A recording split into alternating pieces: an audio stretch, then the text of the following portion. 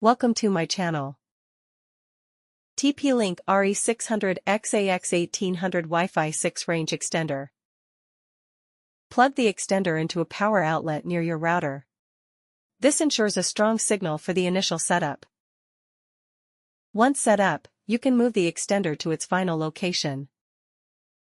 Download the TP Link Tether app from the App Store, iOS, or Google Play Store, Android. Open the app and create or log in to your TP Link account. Follow the app instructions to detect and connect to your extender. Connect your device, phone, tablet, or computer to the extender's Wi-Fi, SSID, TP Link _extender _XXXX.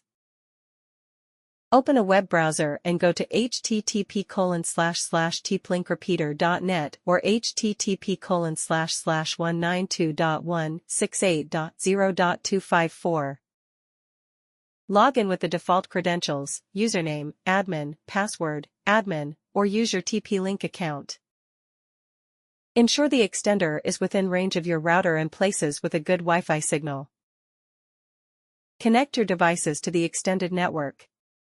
The network name might have a suffix like _ext unless you choose to keep it the same as your router's SSID. Thanks for watching.